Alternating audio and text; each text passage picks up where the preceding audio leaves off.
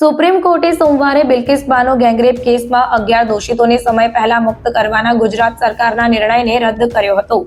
Justice BV નાગરત્ના અને justice ઉજ્જવલ ભુઇયાની બેંચે સુનાવણી દરમિયાન કહ્યું, ગુનાને રોકવા માટે સજા આપવામાં આવે છે. બિલ્કિસ બાનો કેસમાં દોષિતોને મુક્ત કરવા અંગે સુપ્રીમ કોર્ટે પોતાનો ચુકાદો સંભળાવ્યો છે. સુપ્રીમ કોર્ટે દોષિતોને મુક્ત કરવાના નિર્ણયને રદ કર્યો છે. કોર્ટે અરજીને સુનાવણી લાયક ગણી છે. સુપ્રીમ કોર્ટે કહ્યું કે મહિલા સન્માનની હકદાર છે. ગુજરાત સરકારને દોષિતોને મુક્ત કરવાનો નિર્ણય લેવાનો કોઈ અધિકાર નથી. તે ગુનેગારોની સજા કેવી રીતે માફ કરી શકે? જો સુનાવણી મહારાષ્ટ્રમાં થઈ છે તો ત્યાંની રાજ્ય સરકારને તેના પર સંપૂર્ણ અધિકાર છે, કારણ કે જે રાજ્યમાં કોઈ ગુનેગાર પર કેસ ચલાવવામાં આવે છે અને સજા થાય છે, માત્ર તેને જ ગુનેગારોની માફીની અરજી પર નિર્ણય લેવાનો અધિકાર છે. કોર્ટના ચુકાદા બાદ બિલ્કિસના ઘરે ફટાકડા ફોડવામાં આવ્યા હતા. બિલ્કિસે સુપ્રીમ કોર્ટમાં બંને અરજીઓ પર વહેલી તકે સુનાવણીની માંગ કરી હતી. આ કેસના તમામ 11 દોષિતોને 15 ઓગસ્ટ 2022ના રોજ આઝાદીના અમૃત મહોત્સવના ભાગરૂપે મુક્ત કરી દેવામાં આવ્યા હતા.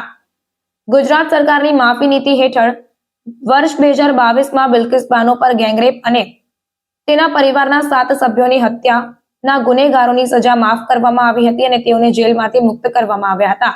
જો કે હવે સુપ્રીમ કોર્ટના નિર્ણય બાદ ગુનેગારોને ફરીથી જેલમાં જવું પડશે.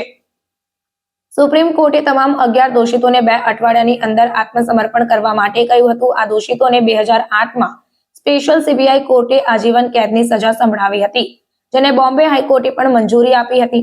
આજીવન કેદની સજા પામેલા દોષિતે 14 વર્ષ જેલમાં કાઢવા પડે છે.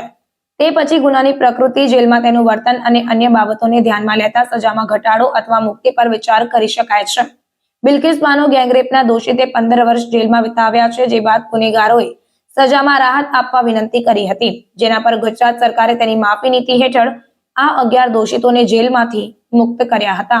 रूल ऑफ लॉ सबसे ज्यादा सुप्रीम रहेगा इस देश में. रूल ऑफ लॉ को एक बार फिर अपहोल्ड किया गया है और अदालत ने कहा है रूल ऑफ लॉ सबके लिए सेम है, चाहे आप कोई भी हो, वो आप सब पर बराबर अप्लाई करेगा. जो गुजरात स्टेट ने जिस तरह इस केस में रिमिशन ऑर्डर्स पास किए हैं, उनको कोई पावर नहीं थी. अदालत ने ये फैसला किया कि ये लोगों को वापस जेल में अभी जाना होगा.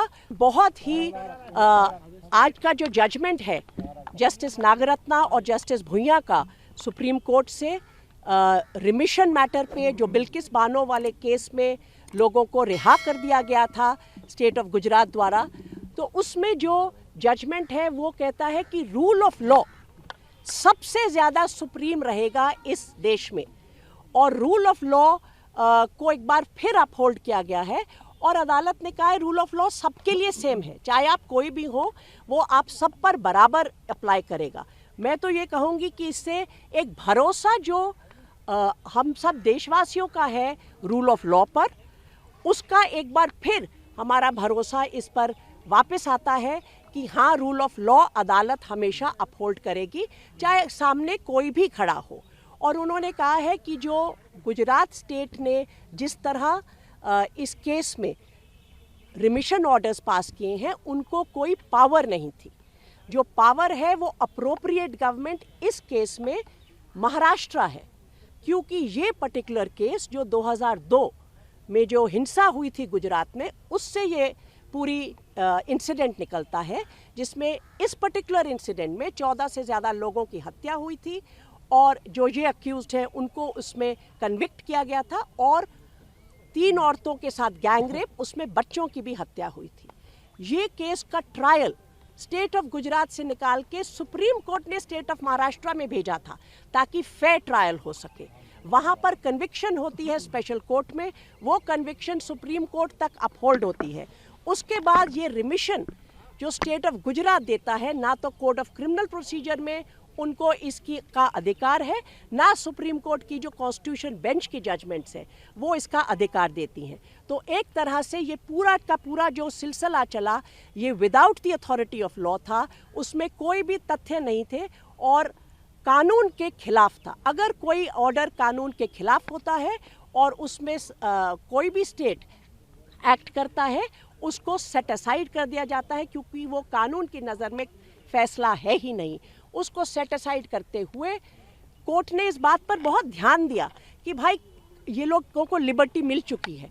पर्सनल लिबर्टी और रूल ऑफ लॉ का क्या रिश्ता होगा, उसमें क्या इनकी लिबर्टी वापस ली जाए, वो सारी बातों पर बहुत गौर करने के बाद अदालत ने ये फैसला किया कि ये लोगों को वापस जेल में अभी जाना होगा, ताकि रूल ऑफ लॉ का पर जो इस देश टिका हुआ है, कोई भी हो उसमें लॉ सबके ऊपर बराबर चलेगा। और उन्होंने ये भी आश्चर्य प्रकट किया कि गुजरात स्टेट ने इस तरह क्यों इस मामले में एक्ट किया।